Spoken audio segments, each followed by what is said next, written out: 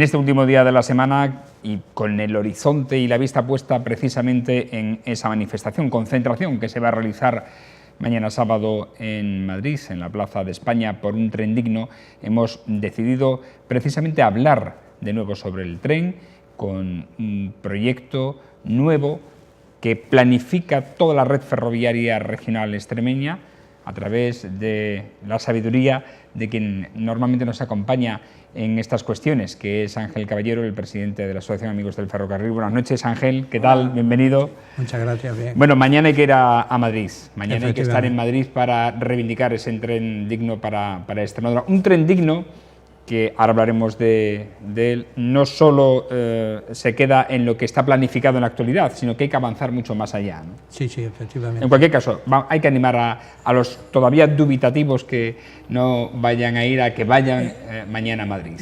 Yo les invito a que vengan con nosotros porque mañana Extremadura va a hacer historia. Eso es un mito. Yo creo que es la primera vez que en algo nos ponemos de acuerdo.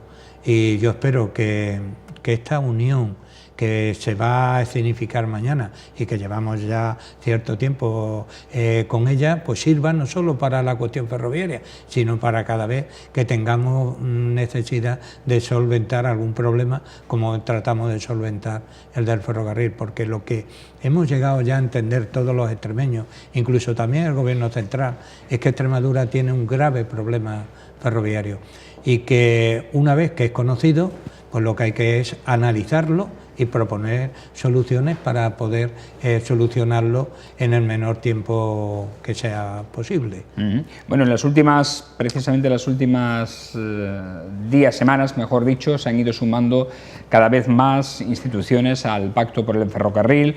Los últimos han sido la universidad. También hemos conocido que ahora hay una interregional de sindicatos portugueses y españoles que también se suman a este Pacto por el Ferrocarril. Las instituciones por fin están tomando conciencia de lo que supone el ferrocarril para nuestra región. Es importante. Efectivamente, supone el desarrollo no solo económico, sino también cultural, porque muchas veces imaginamos el tren como un transportador de viajeros y mercancías, y lo más importante es que también circulan las innovaciones y las ideas. Esas ideas y esas innovaciones lo que hicieron, que propiciaron de una manera rápida, o por lo menos de una manera diferente a la que se había desarrollado anteriormente a la llegada del ferrocarril a cualquier población. Yo decía, Ángel, en un programa que ciertamente los extremeños estábamos un poco desmovilizados, hasta ahora que ya creo que hemos tomado conciencia y lo vamos tomando poco a poco. Quizás porque nos han timado tantas veces, nos han hecho acostumbrarnos a vivir sin el ferrocarril prácticamente ya, en la actualidad, que nos hemos olvidado de él. Efectivamente, yo pienso que los gobiernos desde la democracia, bueno, porque antes, lógicamente, cuando se acaba de la guerra, el ferrocarril español está destrozado al 50% y tenemos un boicot económico. Cuando empieza a aflorar ya en los años 50 el dinero, pues se trata de remediar aquellos sitios donde tienen más población, con lo cual nosotros a partir de entonces pues fuimos perdiendo fuelle en cuanto a la modernización de nuestras líneas. Pero cuando llega la democracia, donde cada uno puede expresar y reivindicar, ahí es donde hemos estado timoratos. No hemos sido capaces de reivindicar con la fuerza que yo creo que debíamos de haberlo hecho nuestro ferrocarril, mientras que en otras zonas de España sí lo hicieron.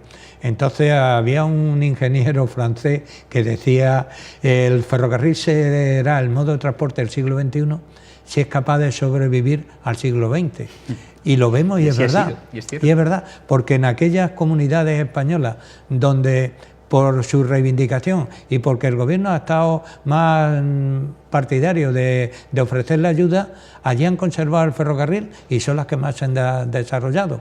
Pero sin embargo, en los sitios donde no ha ocurrido eso, como no ha sobrevivido nuestro ferrocarril al siglo XX, lógicamente no está siendo el ferrocarril del siglo XXI.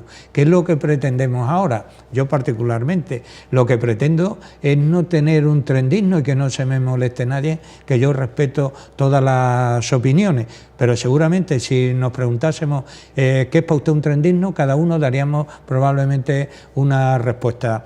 Yo no voy a entrar a dar ninguna, pero sí voy a decir que lo indigno sería no tener lo que tienen los demás, Por lo tanto, una vez que hay una... ¿Eso es lo que le dirías a aquellos que se oponen al AVE? Sí, sí.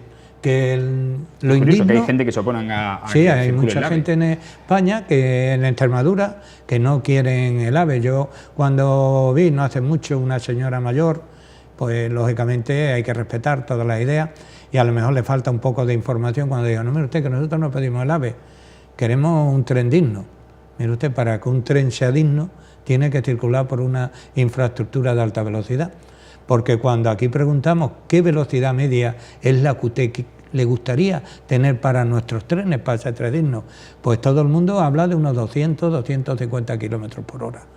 Pero para obtener una velocidad comercial de esa que nos está demandando muchos compañeros nuestros extremeños, pues yo voy a dar solo una cifra. El tren de alta velocidad que más velocidad desarrolla en España es el Siemens 350. Ya lo dice, 350 velocidad que es máxima que alcanza y circula entre Madrid y Barcelona.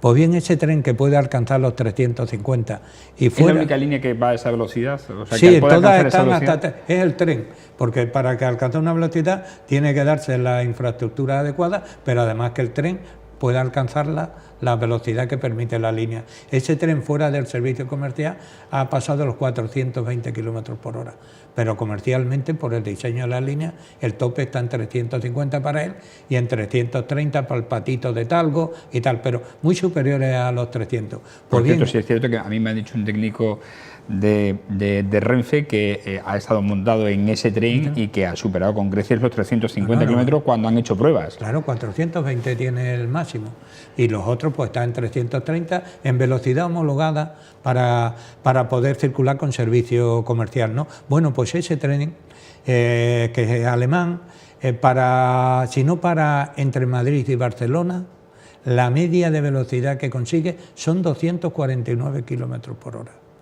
Si tiene una sola parada en Zaragoza, por ejemplo, eso se va ya a 219 kilómetros por hora. Pero si se le ocurre parar en otra estación más, la media es 200.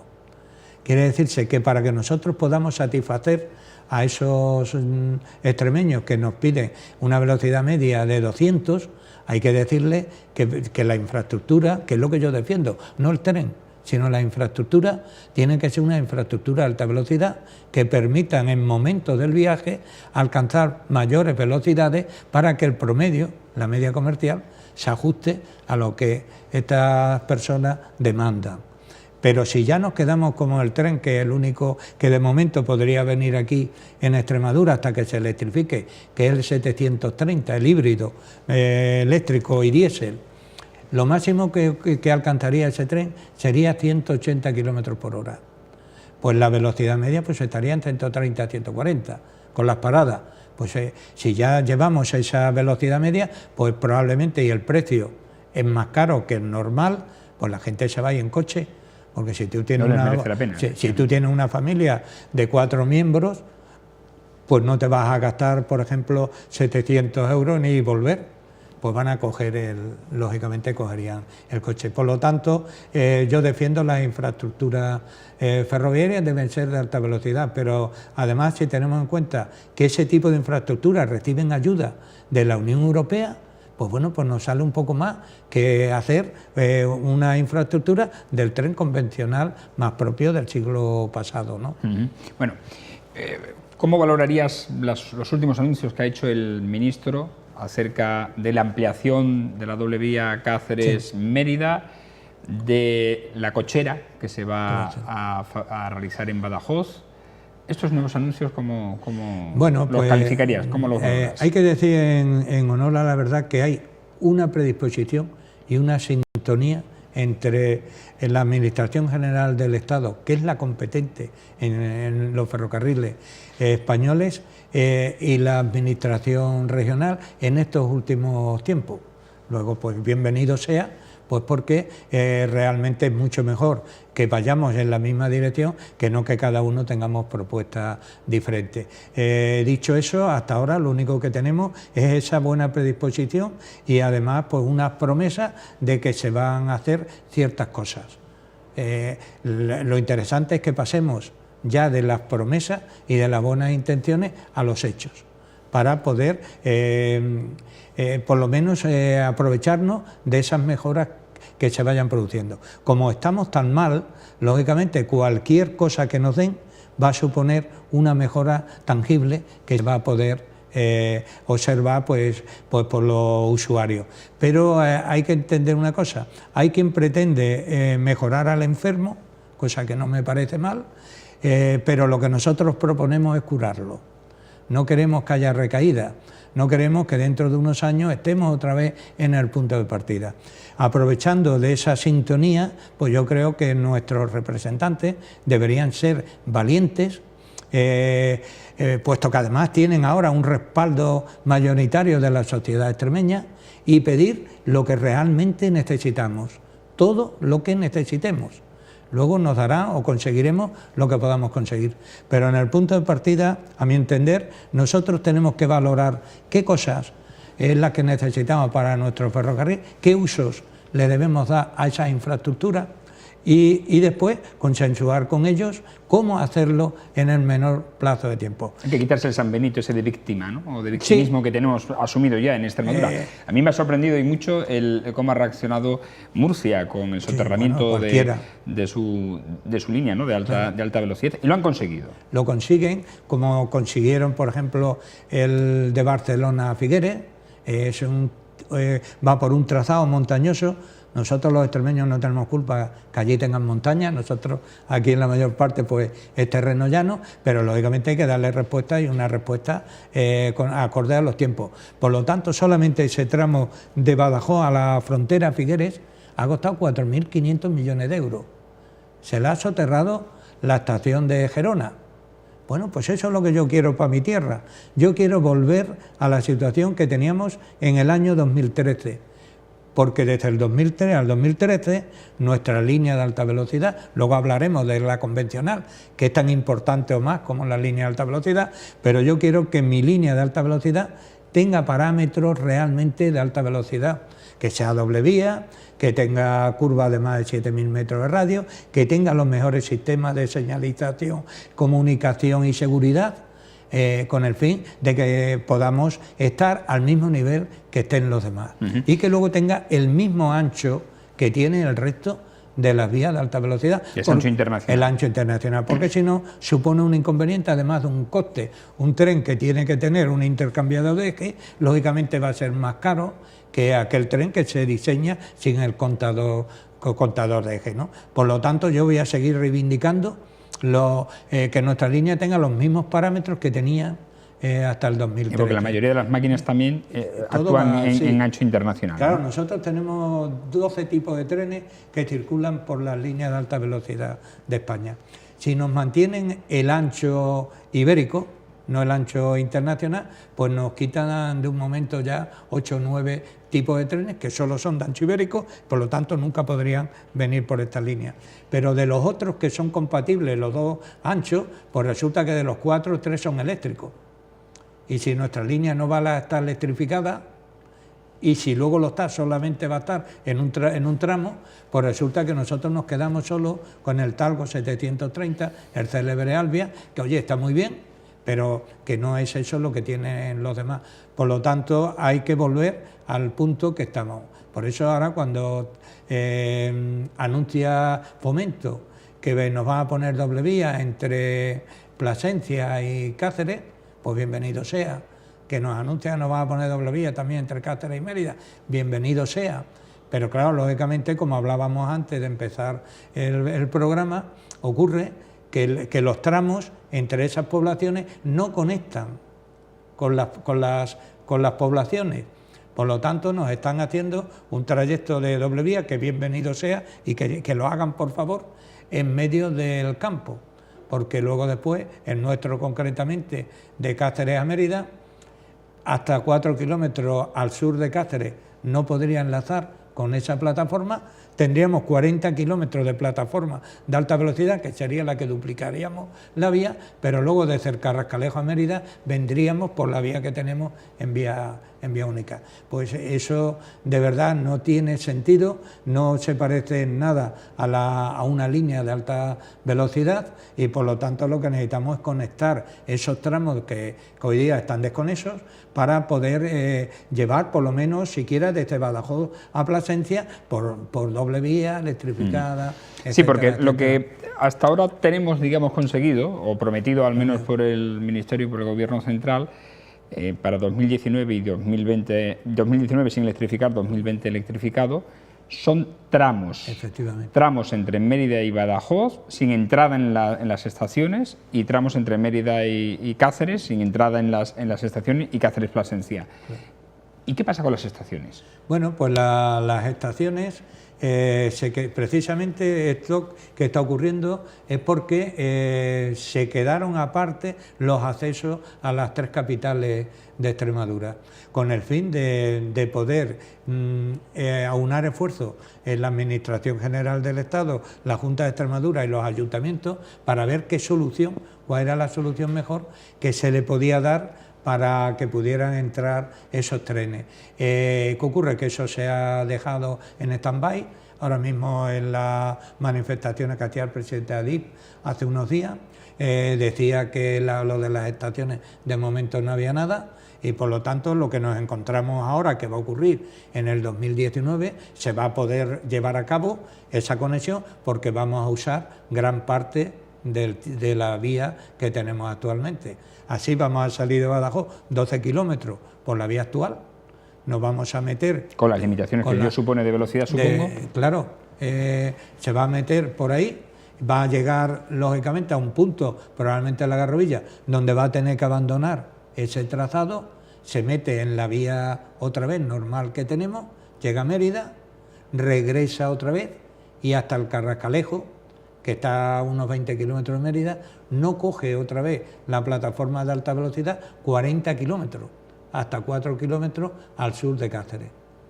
Va a pasar Cáceres por la vía convencional y hasta que llega al polígono de las Capellanías, cerca de la estación de Casar de Cáceres, no va a enlazar otra vez ya con la plataforma, que desde ahí a Plasencia sí que va a ser plataforma de alta velocidad. Lo bueno que tiene todo esto es que la plataforma que se ha construido y la que se está terminando de construir son de alta velocidad.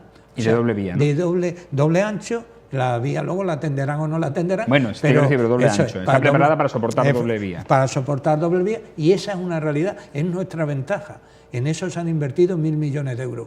Quiere decir que tenemos lo esencial hecho. Ahora queda, pues bueno, pues si usted me pone una sola vía o si me pone 2. Que no es muy grave que me ponga usted una antes que luego me ponga la otra. Donde yo veo más el inconveniente es los anchos de vía que se le está dando. A esta que nos están construyendo se le ha dado un ancho de vía internacional, ibérico. Y bueno, y creo que con buen criterio, porque es una línea de tráfico mixto y va a llevar viajeros y mercancías. Como los vagones que tiene España y Portugal en su 99% son de ancho ibérico, pues me parece muy bien que podamos aprovechar esa vía para que pueda ir ese tráfico.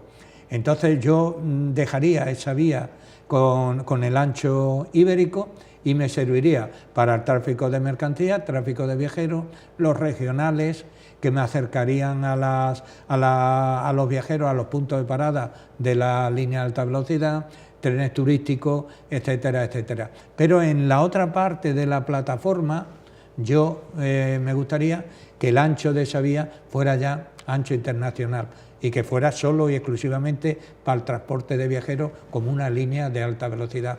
Por aquí voy a sacar mis mercancías, pero por aquí voy a traer los empresarios. Lo uno sin lo otro no puede funcionar. Si yo tengo la vía y no tengo empresa, para nada quiero la vía de mercancías. Y si tengo la vía de mercancías y no puedo traer los empresarios, pues tampoco. Por lo tanto, mi propuesta es que la otra vía, esa que dice que se va a montar y parece ser que anunciaba que de momento no le iban a dar uso, pues mire usted, si no le van a dar uso, por favor, tiéndala usted ya la vía con el ancho ibérico. con el ancho internacional, deje usted ya la vía con el ancho internacional para luego poderla usar por todos los tipos de tren, esos 12 que decimos que circulan por las líneas de alta velocidad españolas, y ya tendríamos asegurada la relación Badajoz-Mérida-Cáceres-Madrid por la parte del norte. ¿Y si no se va a utilizar esa segunda vía porque la construyen? A ver. No lo sé, porque el anuncio fue que iban a hacer la primera doble vía desde Plasencia hasta Cáceres. No sé si porque tenemos puentes y viaductos y a lo mejor la circulación por un solo carril puede, no lo sé, pero realmente bienvenido sea el anuncio. Dice que me va a hacer usted ya la doble vía, que es lo que yo tenía hasta 2013, pues magnífico, hágamela. Y si luego al día siguiente ya anuncia que también la va a hacer entre Cáceres y Mérida, aunque sea en esos tramos, pues mire usted, fenomenal que usted me la haga y me tal. Pero lo que no deberíamos equivocarnos es qué ancho de vía le vamos a dar a esa otra que vamos a atender. Lógicamente, si se va a usar, la tienen que hacer de ancho ibérico, porque así está la otra. Si no, no podríamos irnos por una vía y por otra el material. Pero si, como parece ser que anunciaban que a lo mejor esa otra no se iba a utilizar de momento, pues en mi humilde opinión, yo esa otra la atendería con ancho internacional. Hemos hablado mucho de ese tren de altas prestaciones, de esa línea Badajoz, Mérida, Cáceres, Plasencia. ¿Y qué pasa con la de Puerto Llano? Pues esa se va a convertir en la línea más importante de mercancías en la comunidad, probablemente, y eso será así hasta tanto no se reabra la ruta a La Plata y se arregle el Mérida-Sevilla y el Zafra-Huelva, porque entonces ya podremos tener la conexión de los puertos del norte y del sur, porque con esta línea que hemos trazado por Cáceres y esta que vamos a describir ahora por Puerto Llano, tendríamos la relación este-oeste solucionada. Todo lo que venga por la autopista del mar Atlántico hasta los puertos de Portugal y que tengan continuidad luego para España, bien desde los puertos del Mediterráneo o para Europa, pues ya la vamos a tener solucionada. Como con esa doble vía que decimos por arriba, una de ancho ibérico y otra de ancho internacional, solo para viajeros, y aquí de Mérida hasta Puerto Llano tenemos que hacer exactamente igual. Ya se nos ha anunciado que probablemente en el primer semestre del año que viene se empiecen las obras desde Castuera hasta Los Pedroches, Guadalmés-Los Pedroches, son 60 kilómetros, y que luego después va a haber un estudio posterior con 2 partes que nos va a acercar ya hasta Vereda Brazatorta. Bueno, pues si ya tenemos esa vía de ancho ibérico para nuestras mercancías, nuestros servicios regionales, los acercamientos de los estudiantes a Badajoz y los trenes turísticos, pues lo único que un apeadero en la universidad. Un apeadero en la universidad.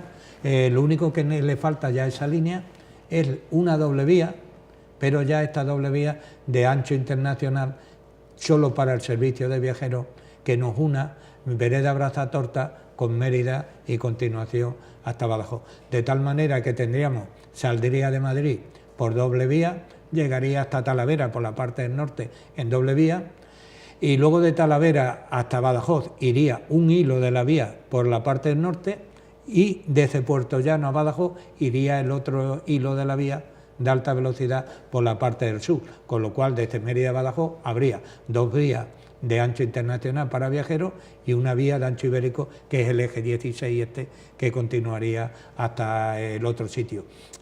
Tendría solo 2 paradas.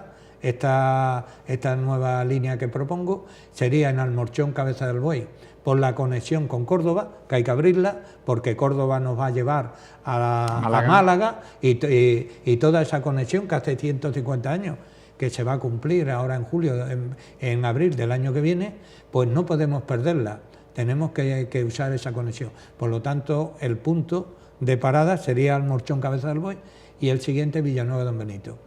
Pero como mi propuesta está basada en la solidaridad regional, no es bueno tener una provincia rica y otra pobre. Mi propuesta quiere darle las mismas oportunidades a todos los pueblos de Extremadura. Yo ya empiezo a hablar de Extremadura y no de provincia. Que cada pueblo tenga la posibilidad de desarrollarse. Si después de que le demos la herramienta no se desarrolla, pues ya será cuestión suya y de sus vecinos que tomarán medidas con el responsable que corresponda, ¿no?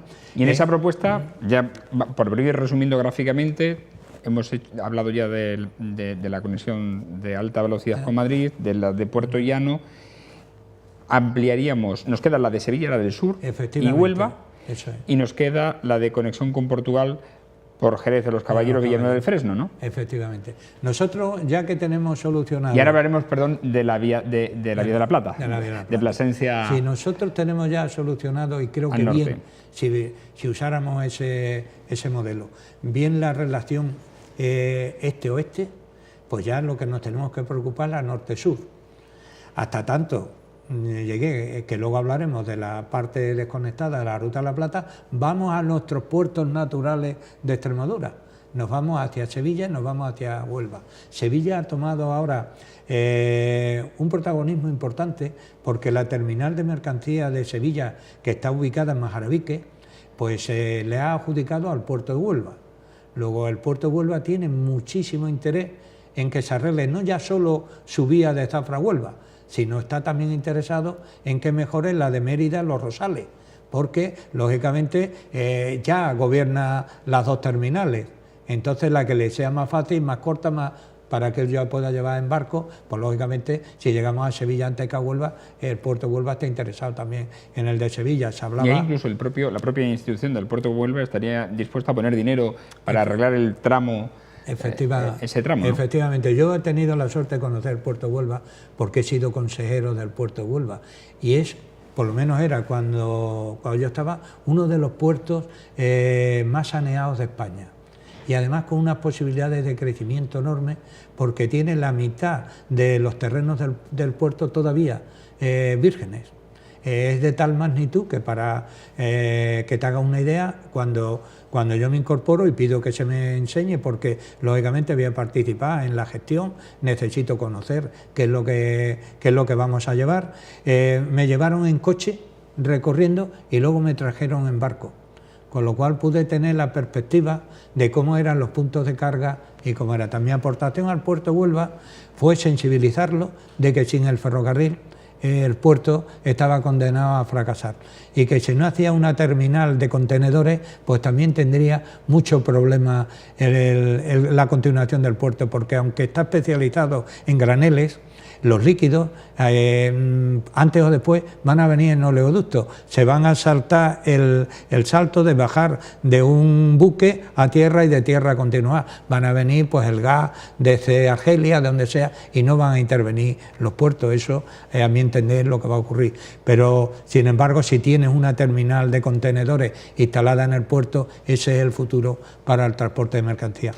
Entonces, cuando yo estuve, estaban ya dispuestos a poner un soporte económico para arreglar la línea de Zafra-Huelva.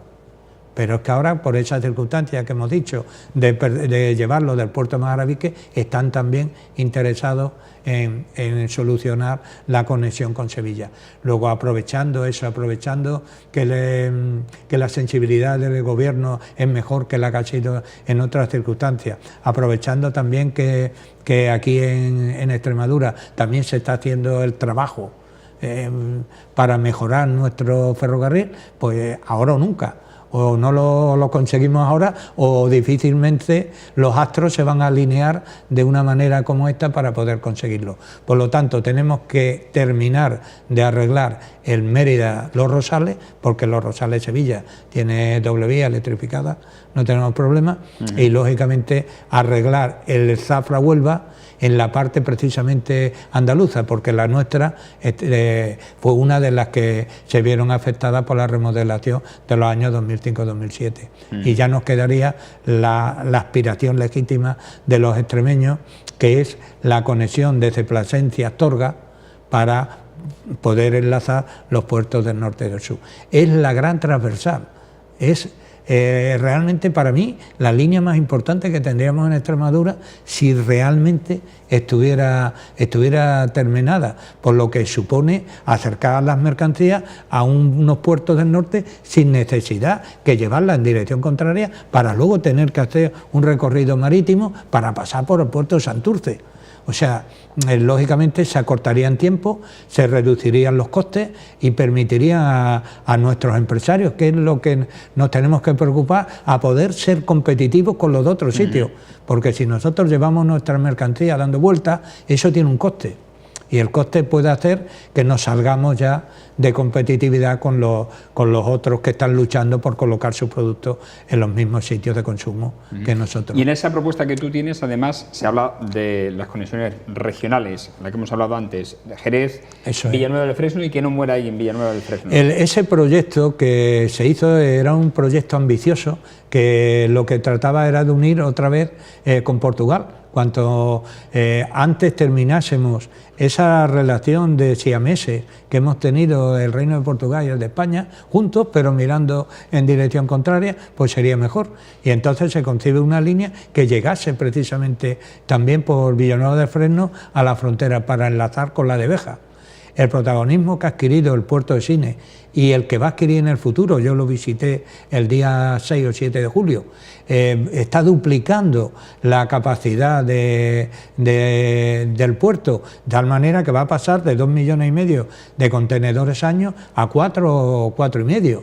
Quiere decir, hay muchos contenedores que van a tener que salir por ahí. De ahí el interés de Portugal en que nosotros tengamos nuestras líneas arregladas, porque si van a venir muy bien por allí, luego se van a encontrar con un cuello de botella aquí, pues parece que no tendría sentido.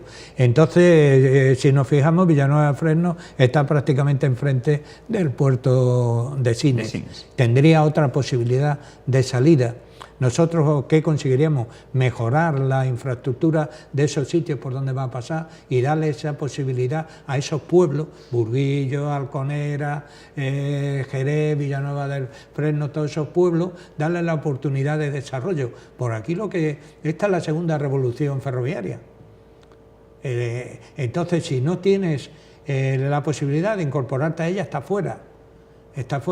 Luego vamos a poner todos estos tendidos, pero luego hay que coordinarlo con la carretera. Yo en viajeros los tengo muy claros, que tenemos 20 y tantas concesiones autonómicas y otras luego una hijuela, tenemos muchas concesiones que están cada una repartidas a distintos empresarios.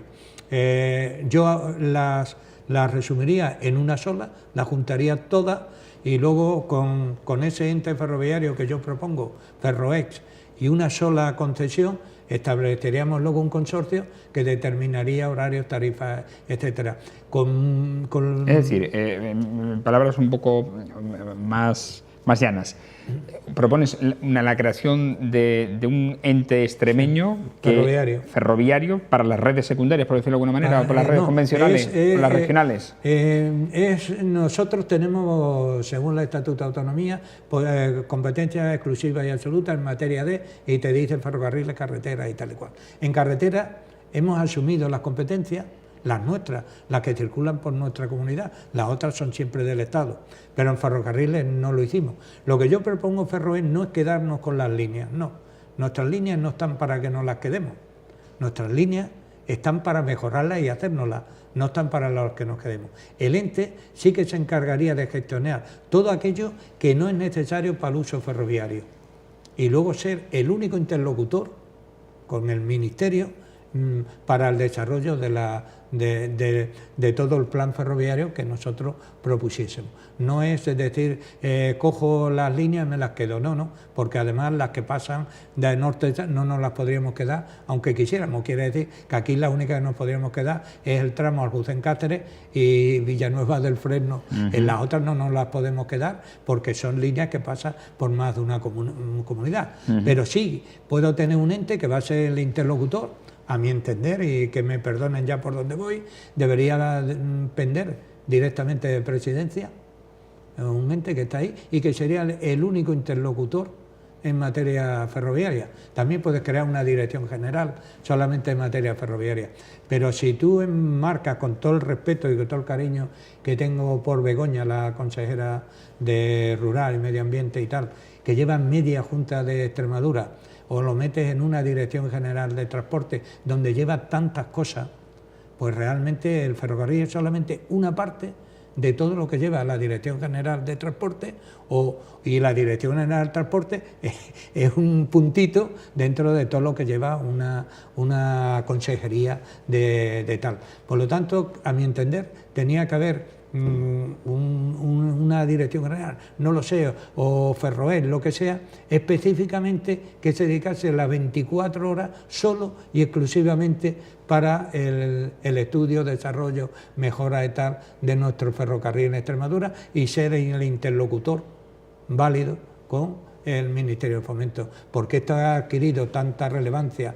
esto tiene ya tanta importancia, que necesita que la gente esté, como lo hago yo, las 24 horas trabajando para la cuestión del ferrocarril, cosa imposible si tienes muchísimas cosas que llevar, ¿no? Entonces, divide y vencerá. Si quedamos una parcelita con muy poca gente, que sea la que exclusivamente solo trate esa materia de ferrocarril, ponla como quiera. Yo ya decía que convendría que estuviera en un sitio que no se perdiera explicando lo que quiere a personas que desgraciadamente pues a lo mejor no entienden muy bien cuando hablamos doble vía, traviesa polivalente o tal y cual, pues porque lógicamente es un argot muy reducido a personas muy relacionadas con ¿Y esa el propuesta que tienes, en cuántos años podría ser realizable? ¿La has estimado o no? Sí, yo tengo el hacer todo Extremadura, prepararlo con bloqueo automático, la de doble vía, electrificado y tal y cual. Total, yo creo que en 10 años se podría hacer total, si hay intención y voluntad de hacerlo. Yo calculo que esto pueden ser 5 o 6 mil millones de euros. A 500 millones de euros por año, en 10 años tendríamos el mismo nivel de infraestructura ferroviaria que tiene el resto de España. No estoy pidiendo más. Estamos hablando de una cantidad similar, corrígeme si no es así, similar al trazado de la línea de AVE aproximadamente, claro, ¿no? Que son 4.000 y pico de millones. Ya ¿no? llevamos mil millones echados. Y el resto pues sería como el total de la línea, más o menos 5 o 6 mil millones de euros, y no he echado la cuenta, pero que podría ir por esa cifra, porque las mercancías no necesitan que tengan mucha velocidad. Lo que un empresario quiere es fiabilidad, que le llegue la mercancía a punto y así se ahorra el almacenamiento. Si yo voy a consumir 200 toneladas de carbono al mes, pues con que usted me traiga 500 cada tal, yo tengo suficiente. Pero claro, lo que no puede ser es que usted me falle, que usted tenga una interrupción de un tren que se ha quedado averiado y que ahora no llega y que ahora no viene y que ahora yo me encuentro que tengo que tener un sobrecoste porque tengo que tener unas naves para almacenar cosas porque usted no me resulta fiable y yo no puedo parar mi industria, ¿no? Entonces, por cierto, ¿qué tal son los trenes que nos han prometido? Estos dos nuevos que iban a poner para sustituir el parque de maquinaria que tantos problemas ha tenido este verano. Bueno, se nos anuncia que nos van a poner un talgo en el primer semestre del año que viene y bueno, no va a ganar en velocidad ninguna, pues porque ese tren, aunque pueda ir a 170, 180, solo puede alcanzar esa velocidad entre Badajoz y La Garrovilla. El resto, lo máximo que puede alcanzar son 160.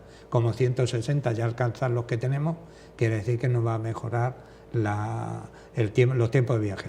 Sin embargo, sí que va a ser mucho más cómodo, va a poder tener una cafetería, va a poder tener un sistema de vídeo, va a poder acceder a algo muy importante, que son ofertas comerciales de billetes, cosa que en el de media distancia no ocurre. Nosotros tenemos un precio tasado, y sea Navidades, sea lo que sea, o el mes que no va nadie, tampoco nos lo quita. Sí, porque ese es uno de nuestros problemas, ¿no? Que todas las líneas son media distancia, no hay ninguna larga distancia. No hay ninguna larga distancia, es media distancia. Por lo tanto, como es media distancia, pues tenemos unos trenes para media distancia, que como hacen más recorrido de lo que realmente deberían hacer, pues resultan pues un poco cansinos porque no están concebidos con una comodidad como para hacer un viaje largo. Estos trenes pues puede servir para ir aquí a Cáceres, a Badajoz, a Cabeza del Buey, Llerena, Plasencia, pero claro, si ya le metes 500 kilómetros hasta Madrid desde Badajoz, son los asientos, pues resultan quizás un poco incómodos, y entonces pues bueno, pues la gente no percibe que aquello deba ser el tren que nosotros necesitamos, ¿no? Entonces están circulando, es cierto que por Extremadura están circulando los dos mejores trenes diésel que tiene Renfe, el 598 y el 599. El 598 se construyeron 21 unidades en el año 2004 y aquí trajimos 3 nuevos que le quitamos el plástico en el 2005 cuando hicimos el convenio. Pero son los 3 que están circulando ahora del 599, que son los siguientes. Sin embargo, los que circulan, el 90 y tantos % son 598, los más antiguos. Tienen ya 14 años y lógicamente pues ya van. Están dando los problemas que están dando. Están en el invierno de su vida útil, que suelen ser 20 años. Luego Renfe los arregla, les cambia motores y tal, y los vende pues luego a Sudamérica o a Irán, a Sudán. Pero el tiempo normal, podemos decir, en naciones sensibilizadas, no debe pasar de los 20 años. Entonces a mí sí que me gustaría que se invirtiera y que en lugar de que la mayoría fueran 598, pues que nos pusieran la mayoría de los 599, que tienen 5 o 6 años menos, ¿no? Pero la verdad es que el problema es que si se taberían, y este año hemos tenido un verano caluroso que también ha podido incidir en los mecanismos de estos trenes, que no están preparados para temperaturas tan extremas como la que hemos tenido, pues que fueran más de los 599 que de los 598. Y otra cosa, Ángel, ¿podríamos aspirar en Extremadura a tener una red de cercanías, Mérida-Badajoz, Mérida-Cáceres? Bueno, llamémosla como la llamemos. Me gusta más regionales que cercanías porque el concepto de cercanía se corresponde más con una ciudad de dormitorio sobre un centro. Eso no se da en Extremadura, pero regionales. Nosotros tenemos ese tipo de trenes regionales que yo propongo en las vías que tenemos, es el que tenemos que tener, porque nadie va a ir de Mérida a Badajoz en un tren de alta velocidad. No tiene sentido pagar doble cuando vas a tardar unos minutos menos. Claro. Ahora, un Badajoz, por ejemplo, Barcelona, ya sí te compensa, un Badajoz-Bilbao, porque una vez que tengamos esa línea de ancho internacional, ya nos conecta con todas las líneas, con los 3.000 kilómetros de línea que tenemos. Ya podemos ir a cualquier sitio. Seguro que no va a ser los trenes un Badajoz-Madrid, ni mucho menos. Será un Badajoz-Zaragoza, un Badajoz-Barcelona o tal y cual. Entonces, para nuestro uso doméstico, tenemos que tener esos trenes regionales. Para el uso doméstico, para los estudiantes, para los trenes turísticos. Cuando ahora se ponga en servicio en el 2019 o 2020, que se ponga el tren por la parte de la línea de alta velocidad, nos va a quedar un trayecto ahí entre el Carrascalejo y Cáceres que pasa por unos sitios preciosos que se puede usar de tren turístico por las empresas estas que tienen triciclo, que tienen artilugio, que tienen tal. Antes de arrancar la vía, yo les pediría por favor que no las arranque, porque hay 20.000 usos a dar a esos trazados. Y en lugar de las vías verdes, que arrancan las vías y meten allí pues una plataforma, pues si usted quiere una vía verde, hágala usted aquí al lado, pero por favor no me quite la gris, porque para esta hay una serie de cosas. De usos secundarios que se pueden dar. Por ejemplo, Carmonita, Aldea del Cano, el Carrascalejo, que ahora mismo no tienen esa posibilidad, podrían llevar a cabo ese tipo de cosas, ¿no? Entonces, trenes turísticos, trenes regionales que nos acerquen, y luego después, sobre todo cuando tengamos todo eso, si al final algún día lo llegamos a tener, hay una parte importante que la tenemos que hacer nosotros aquí en Extremadura. Esto es lo que le pedimos al gobierno que nos dé, pero hay una parte nuestra que tenemos que hacer. Si paralelamente a esas obras de mejora general de nuestras infraestructuras y esa conexión de alta velocidad con el resto del mundo no lleva parejo una serie de trabajos en turismo, en comercio, en industria, incluso en sanidad, para poder usarlo, la cantidad de palacios, congresos y exposiciones que tenemos, no habrá servido de nada. Si los ayuntamientos le damos la posibilidad de que van a estar conectados con esa línea de alta velocidad, no vende su población, no nos servirá de nada. Si le ponemos una parada a Medellín, en Villanueva de Don Benito, si no es capaz de vender el Teatro Romano de Medellín, no nos habrá servido para nada. Cada pueblo tiene que ver qué es lo que le diferencia a los demás y qué me ofrece a mí para que yo elija su pueblo y no otro y pueda gastarme mi dinero en su pueblo. Entonces cada uno tenemos que vender lo que tenemos. Aquí tenemos naturaleza, aquí tenemos agua, aquí tenemos ciudades patrimonio de la humanidad, aquí tenemos eventos importantes como son los carnavales de Badajoz, el Huema de Cáceres, el Empalao, o sea, 300.000 cosas, la floración de los cerezos. Eso hay que venderlo, porque de nada me sirve a mí poner una tienda si no tengo producto. Y si no digo a los demás que lo tengo. Entonces yo suelo decir que cuando en los pupitres de venta esté el primer billete de alta velocidad para Extremadura, debe llevar ya una promoción comercial de los sitios. Si empezamos por tramos y va a venir hasta Cáceres, pues vamos a vender la ciudad monumental de Cáceres. Pero el primer día de venta en el pupitre, durante un mes, su pareja no paga. O tiene usted una noche más de pernoctación cuando usted venga, para darnos a conocer, porque si eso lo hacemos 10 años después que esté circulando el tren, lógicamente habremos perdido una oportunidad de desarrollo. Por eso que decíamos que no solo transportamos viajeros y mercancías los ferroviarios, en los trenes importamos lo más importante, que es el conocimiento, el acercamiento, el mestizaje de cultura. Si no aprovechamos eso que nos diferencia a los demás, tenemos que ir acabando, pero no sin antes una última pregunta, Ángel. El ministro ha anunciado que en breve, bueno, esta semana se ponía en marcha el centro logístico de San Lázaro, y si se pone la azucarera, esto potenciará ese tráfico de mercancías, se acelerará indudablemente la puesta en marcha de esas líneas de mercancías. Por supuesto, lo de la azucarera. Y bueno, primero, antes que terminemos, felicitar a los organizadores de esto que vamos a marcar mañana en Madrid, magnífico. Felicitar al pueblo de Extremadura por haber respondido de esa manera a la convocatoria, y luego nos centramos en esta parte de la azucarera. Hay que felicitar a todas aquellas personas que están de manera callada haciendo ahí un trabajo de ingeniería para conseguir que la azucarera se implante en Extremadura, porque no nos engañemos, Mérida va a ser la más favorecida, pero esto es a nivel regional. Entonces, enhorabuena para todos aquellos que siempre nos dan las cosas y creemos que han llegado de la noche a la mañana, ¿no? Aquí hay un trabajo de mucho tiempo de personas que hay que agradecérselo, ¿no? Entonces, Mérida vuelve a ser lo que nunca ha dejado de ser, un cruce de camino, el núcleo de transporte más importante que tiene Extremadura, porque las cosas están donde están y los ríos están donde están, las montañas donde están, y las vías de comunicación buscan los caminos y se encuentran donde se encuentran, y Mérida es un punto de encuentro.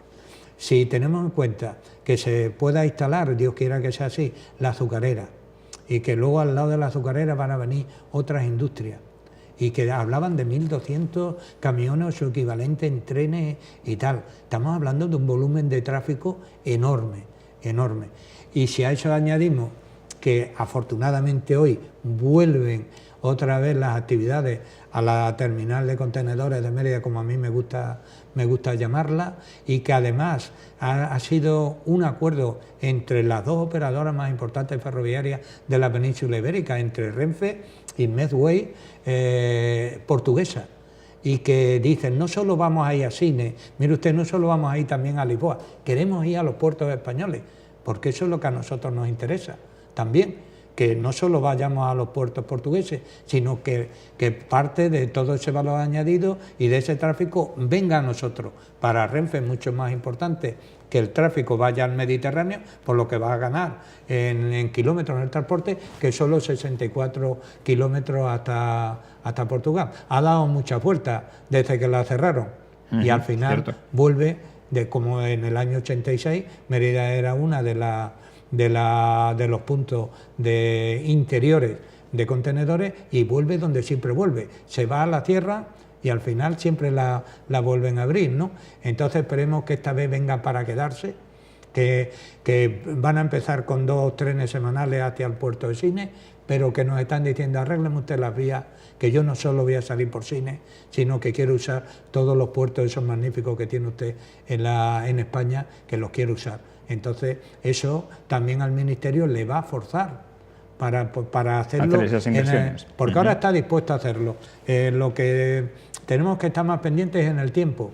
No podemos... También hay que decirlo, está dispuesto a hacerlo por la presión social que se ha ejercido. Aquí desde que se crea el pacto por el ferrocarril hay un cambio, porque conseguimos lo que nunca se había conseguido. A los sindicatos, a los empresarios, a los partidos políticos y luego después todas estas asociaciones y tal que se van sumando al pacto ferrocarril. Eso ya se ve que hay gente dispuesta a conseguir lo que nos merecemos, que es unas infraestructuras adecuadas, ¿no? Luego viene Portugal. Portugal ha sido muy importante en la electrificación, porque como ellos sus líneas van a estar electrificadas, no parece que tenga sentido que cuando lleguemos a España tengamos que poner locomotoras diésel hasta llegar a la Nava de Puerto Llano, que empieza la electrificación. Quiere decir que bienvenido Portugal también con esa presión. Aunque tarde, pero ha llegado, a cambio de opinión. Sí. Quiere decirse que con la presión que está haciendo Portugal y los puertos del Atlántico, con el trabajo que se está haciendo aquí a través de la Consejería y la Dirección General del Transporte, con la creación del Pacto Económico y Social y con la buena predisposición, que es cierto, y hay que decirlo, que la hay en el Gobierno central. Esa alineación de los planetas que hablábamos al principio, hay que aprovecharla. Todos aportando lo que sea. Yo cuando explico esto, yo no voy contra nadie, yo solo voy a favor de Extremadura. ¿Y cómo la defiendo? Pues a través de algo, de lo poco que sé, que es la cuestión de ferroviaria. Aquí hay que traer inversión. Sin inversión no hay posibilidad ninguna de desarrollo y luego después saber aprovechar esa inversión, porque como es pública debemos ser muy cuidadosos en lo que gastamos el dinero que no es nuestro. Indudablemente. Todo un placer, Ángel Caballero, contar contigo. Esperemos que el domingo no acabe el pacto, no. Que esta es una gran reivindicación que se hace, pero que hay una continuidad, que hay que seguir luchando y que fragua ese proyecto, esa propuesta que has planteado para devolver Extremadura al siglo XXI en el ferrocarril. Esperemos que de una manera u otra este planteamiento mío no tiene por qué ser así, puede ser el punto de partida, si lo consideran, para que luego de ahí, pues seguramente que es mejorable y que realmente no fuera mi proyecto, que fuera nuestro proyecto. Yo estoy Pero en abierto, cualquier caso, si quieren, la fórmula está en en decir que hay que aspirar a todo y no conformarse con algo. Efectivamente. Nosotros tenemos que pedir lo que necesitamos y no se deben desesperar nuestros negociadores si no lo consiguen. No les va a ser fácil, nunca nos han querido dar nada, esa es la verdad. Entonces no les va a resultar fácil, pero a partir de mañana tienen que saber una cosa, os lo digo a vosotros, no estáis solos, nos tenéis a nosotros. Y vamos a Madrid tantas veces como nos pidáis que vayamos hasta que al final sea una realidad lo que necesitamos, que no pedimos más que lo que tenemos. Si ahora nos miráis desde fuera de España un poco raro, porque nos consideráis que somos una carga para vosotros, pensad solo un momento, ¿qué hubiera sido de nosotros si hubiésemos tenido las mismas herramientas que os dieron a vosotros para desarrollar? Bueno, pues así finalizamos. Ángel Caballero, nos vemos en Madrid. Nos vemos. Y seguiremos hablando del ferrocarril, porque habrá que hablar mucho más.